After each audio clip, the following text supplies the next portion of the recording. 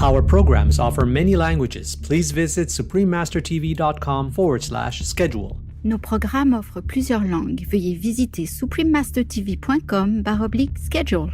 Nuestros programas ofrecen varios idiomas. Visiten suprememastertv.com/schedule. Programele noastre oferă multe limbi. Vă puteți uita pe suprememastertv.com/schedule.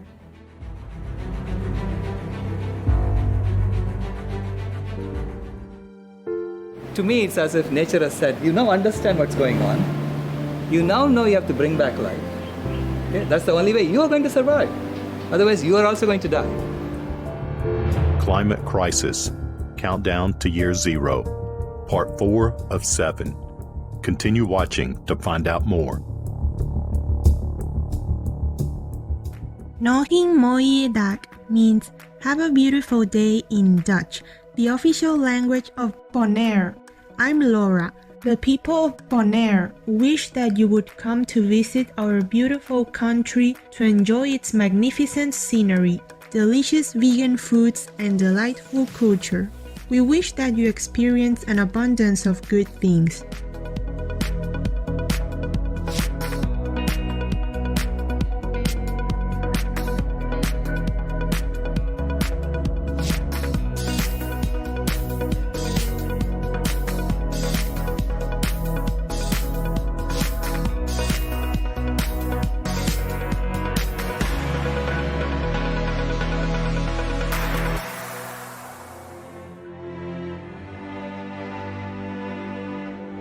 Thank you for joining us for part 4 of our 7-part series, Climate Crisis, Countdown to Year Zero.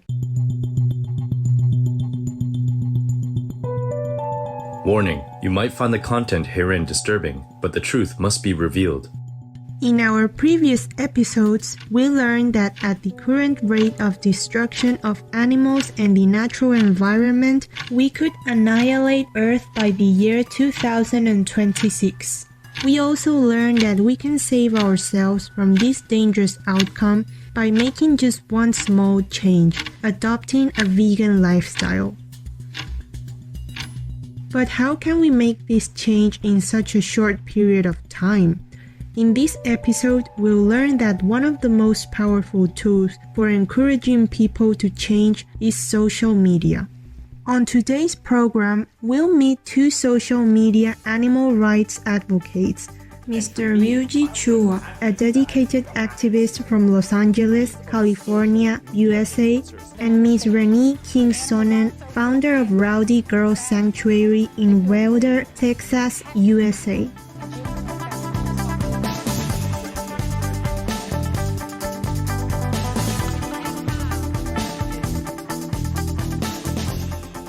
Mr. Chua has almost 60,000 followers and posts numerous videos on Instagram and YouTube, inspiring others to become vegan. How does Ryuji use social media to spread the vegan message? By me putting out content on the internet and being like, hey, this is what I'm about. I'm vegan, this is my life is awesome, I have awesome friends. People can see that and look up to that and be like, wow, that's cool, I want to do that too. And the reason I think social media is so important too is because of this idea of tribes. Today we have this opportunity to change the world by creating communities. I'm not going to get to the whole world as one person. There's 7.6 billion people in the world. I can't speak to everyone. But what if I can speak to 1,000 people? And I can not only speak to them, but empower them to create their own community. And then they can empower their community to create more communities. And in that way, we can really spread a movement. I'm married to a multi-generational cattle rancher. I went vegan October 31st, 2014. What happened is I started questioning my husband. I started wondering why we weren't eating our own animals. You know, we always bought meat from the store and we sold the babies to the sale barn. I want to know why we don't eat our own animals. And he said, because I know them, Renee. And that didn't ring right for me. It took about 4 years of pressure from me to my husband for me to finally draw the line in the sand where I could no longer participate in the violence and the cruelty of sending the baby calves to the sale barn. You know, we are creating a new model that other ranchers are going to naturally want to gravitate to because the old paradigm isn't working. You know, dairy farmers are committing suicide. You hear about it all the time. The environment is being ravaged by all these hurricanes. So these animals are being drowned, and insurance companies are having to come in and constantly overtake, you know, and help these ranchers out again, one more bailout after another. So ranchers are looking. They just do not know what to do. Chicken farmer, cattle rancher family in the heart of chicken ranch country has gone vegan. They used to send to slaughter 100,000 chickens every 52 days. Get your mind around this. They have a cattle ranch operation, beautiful cows. Right now they have 205 cows that they refuse to send to slaughter. Cattle rancher, chicken farmers gone vegan.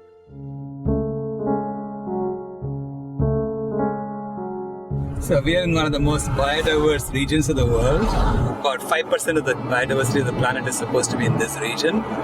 And it is being cut down and turned into cattle ranches.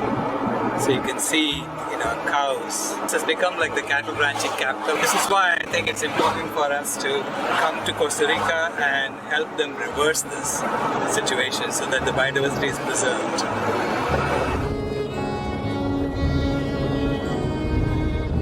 He who has a why to live for can endure almost anyhow.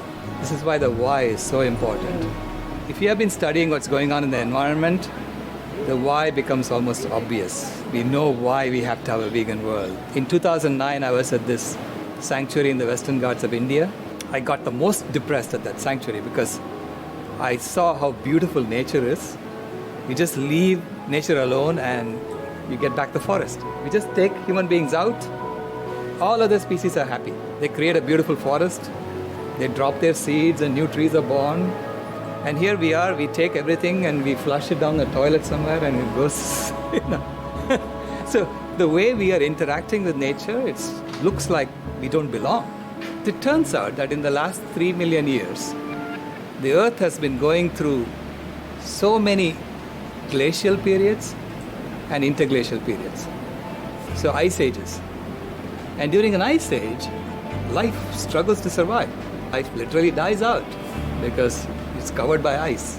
So 90,000 years you get this ice age, and then for 10,000 years you get this interglacial period where the ice retreats and life expands.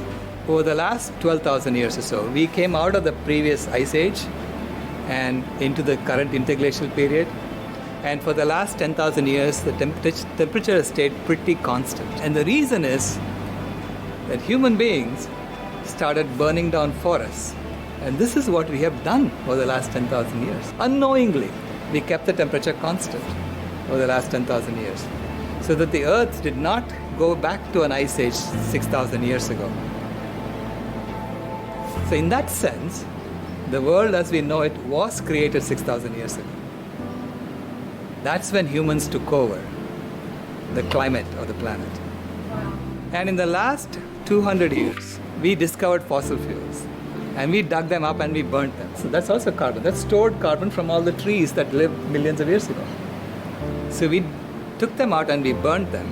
And in the process, we have raised it. The carbon dioxide levels have now come to over 410 parts per million. So the Earth is getting hotter as a result of that. The Earth is getting hotter. We are killing animals. We are destroying forests still. And so we have no choice but to return the forest. Okay? When you return the forest, you can sequester all that extra carbon that's in the atmosphere back on the ground. You'll give back land for the animals to recover. All that carbon that we have put from the fossil fuels will stay in the atmosphere and it will keep the temperature constant. So we can return the temperature back to what it was 200 years ago and bring life back. That's the only way out that we have. That's the only way out where I see light. To me, it's as if nature has said, you now understand what's going on. You now know you have to bring back life. Okay? That's the only way you are going to survive. Otherwise, you are also going to die. And we are the thermostat species for the planet. It's our job as human beings to maintain conditions of climate and weather, the environment for all life to flourish.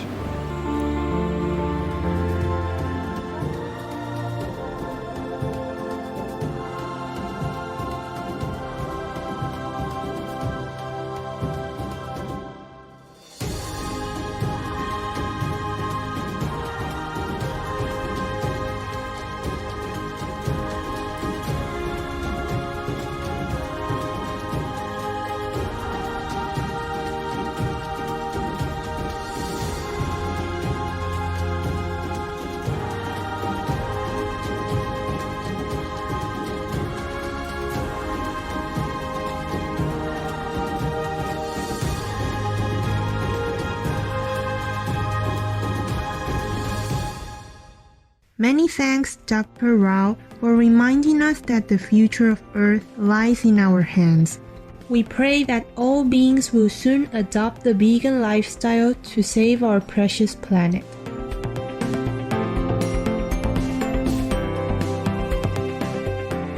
For more information on the documentary, please visit janeunchained.com. Magnificent viewers, thank you for your company today. Please join us again on Tuesday, April 28th for part 5 of our series Climate Crisis Countdown to Year Zero.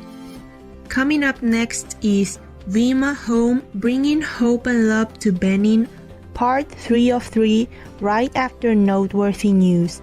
Through the grace of the divine, may you enjoy many more joyful years on our magnificent, peaceful earth. Our programs offer many languages. Please visit suprememastertv.com/schedule and suprememastertv.com/PE.